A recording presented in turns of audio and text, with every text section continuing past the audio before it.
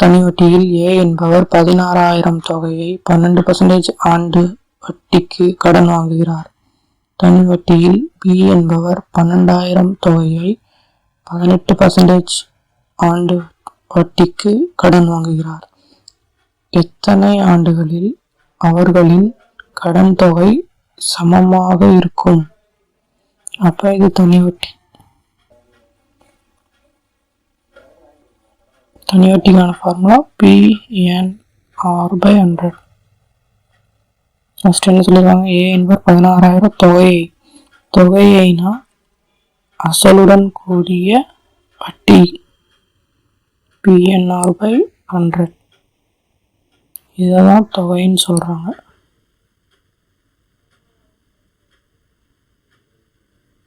இப்போ 16,000 into PNR/100 எழுதிக்கலாம். 16,000 into N into என்னங்கிறது தெரியாது, எத்தனை வருஷம் அவங்க கொடுக்கல, அதனால் 12% வட்டி கொடுத்துருக்காங்க. அப்போ 6க்கு பதிலாக 12 போட்டு 100. அதை சமமாக இருக்கும்னு கேட்டிருக்காங்க கடைசி லைனில், அதனால் சமப்படுத்தணும். அப்போ பி என்பவருக்கு 12,000, அது கூட அந்த PNR/100 போட்டோம்னா 12,000 இன்ட்டு என்ன தெரியாது இன்ட்டு 18% பை 100. இங்கே அதுக்கடுத்தது 2 0க்கு 2 0 அடிச்சிடலாம். இந்த பக்கம் 2 0க்கு 2 0 அடிச்சிடலாம்.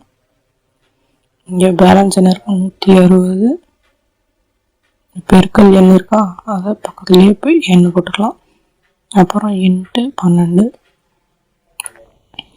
ஈக்குவல்ட்டு மேலப்பா, அப்புறம் மேலே இருக்கிறது அப்படி எழுதிக்கலாம் மறந்துடாமல். 16,000 ப்ளஸ் போட்டு 160 இன்ட்டு எண் இன்ட்டு 12, அதே மாதிரி 12,000 ப்ளஸ் 120 தான் வரும். ஏன்னா 2 0க்கு 2 0 அடிச்சாச்சு. அந்த எண்ணை இது பக்கத்துலேயே எழுதிக்கலாம் இன்ட்டு 18. அப்போ 160 இன்ட்டு 12, 160 எண் இன்ட்டு 12, அது பெருக்கிறதுக்காக இப்போ பண்ண போகிறோம், பெருக்க போகிறோம். 160 இன்ட்டு 12, 2 0 0, 2 6 12க்கு 2 மிச்சம் 1, 2 1 2 1 3.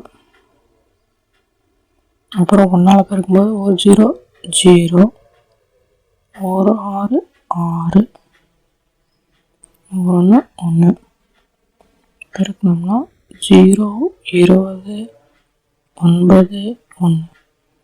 அப்போ 1920. இந்த எண்ணை பெருக்கணும், எண்ணு அப்படியே போட்டுக்கணும். இங்கே முன்னாடி என்ன இருக்குது? 16,000, அது கூட ப்ளஸ், ஓகே ப்ராக்கெட். அதுக்கப்புறம் அதே மாதிரி இங்கே பண்ணணும்னா 12,000 ப்ளஸ் 160 இன்ட்டு 18. அப்போ 120 பெருக்கல் 18 பண்ணோம்னா 8 0 0, 8 2 16, மிச்சம் 1, 8 1 8 1 9, 2 0 1 0 0, 1 2 1 1. அப்போ 0 60, 11க்கு 1 மிச்சம் 1, 2160. இப்போ 2160 என்ன, அதை மறக்கக்கூடாது, என்ன. அப்போ இங்கே பெரிய தொகை 16, இந்த பக்கம் பெரிய தொகை, இந்த பக்கம் அதே மாதிரி ப்ளஸ்க்கு முன்னாடி இருக்க தொகை 12. அப்போ இந்த தொகை இப்படியே அங்கேயே வச்சுக்கலாம், ஏன்னா இது கொஞ்சம் பெரிய நம்பராக இருக்கிறதுனால அப்படியே வச்சுக்கலாம். இது சின்ன நம்பராக இருக்கிறதுனால இந்த பக்கம் சமத்துக்கு இந்த பக்கம் போகும்போது ப்ளஸ் 12,000 மைனஸ் 12,000. அதே மாதிரி இங்கே ஏற்கனவே இது போயிடுச்சா, அப்போ மிச்சம் என்ன இருக்கும்? 2160 எண். அப்போ இந்த பக்கம் என்ன இருக்கு? 1920 எண். இதை விட இது சின்னதாக இருக்கு. அப்போ இது இந்த பக்கம் வரும்போது என்ன ஆகும்? மைனஸ் ஆகும். 1920 எண். அப்போ இரண்டையும் கழிச்சோம்னா நமக்கு என்ன கிடைக்கும்?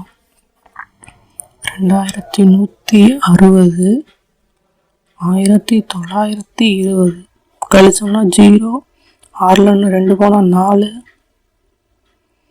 அப்புறம் 1ல் 9 போகாது, கடன் வாங்கினா 11, 11ல் 9 போனால் 2, இங்கே கடன் கொடுத்தனால இங்கே 1 இருக்கும், 1 0, அப்போ 240 கிடைக்கிது.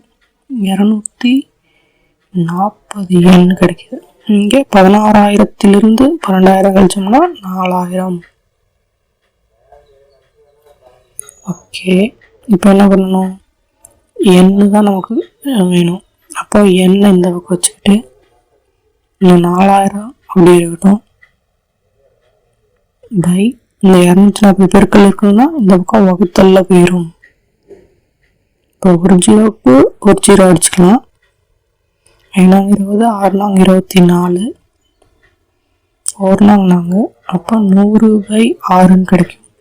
இந்த இன்னொரு டைம் அடித்தோம்னா 3, 2 100 6, இப்போ 52 100. இதை இன்னுமே அடிக்கலாம். 1 3 3,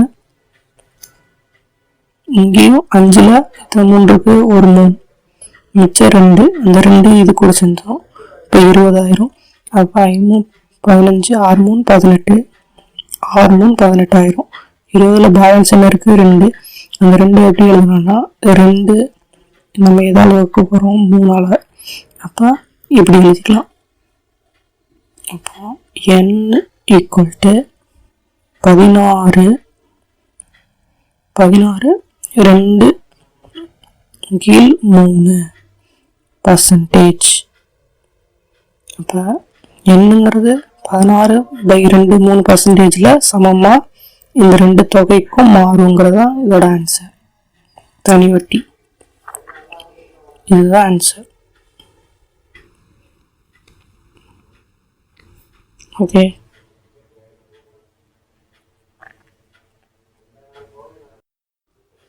ஒரு குறிப்பிட்ட தொகையானது கூட்டு வட்டி முறையில் 3 ஆண்டுகளுக்கு பிறகு ரூபாய் 13,380 ஆகவும் 6 ஆண்டுகளுக்கு பிறகு 20,070 ஆகவும் வளர்ச்சி அடைகிறது எனில் அந்த தொகை எவ்வளவு? கூட்டு வட்டி முறைன்னு சொல்லியிருக்காங்க, அதனால கூட்டு வட்டி ஃபார்முலா எழுதிக்கலாம். அப்போ கூட்டு வட்டியில 3 ஆண்டுகளுக்கு இருந்து 6 ஆண்டுகளுக்காக அதிக வளர்ச்சி அடைகிறது அப்படின்னு சொல்லியிருக்காங்க. வளர்ச்சி அடைகிறதுனா இரண்டுக்கும் உள்ள வேறுபாடு பார்க்கணும். வேறுபாடு பார்க்கறதுக்கு கழிக்கணும். அப்போ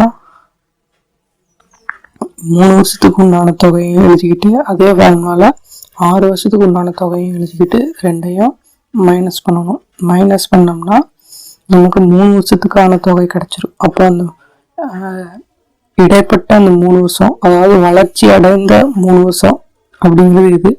அப்போ வளர்ச்சி அடைந்த 3 வருஷத்துல அந்த 3 வருஷத்துக்கான முதல் அசல் என்ன அப்படிங்கிறத கண்டுபிடிக்கிறதுக்கு அந்த 3ஆல இந்த வளர்ச்சி அடைந்த 3 வருஷ தொகையை வகுத்தோம்னா நமக்கு அசல் கிடைக்கும். அந்த அசலுடன் கூடிய வட்டியை மொத்த தொகைன்னு சொல்லுவாங்க. அந்த மொத்த தொகை தான் கேட்டிருக்காங்க. அப்போ ரெண்டையும் கூட்டி மொத்த தொகையை போட்டுக்கணும்.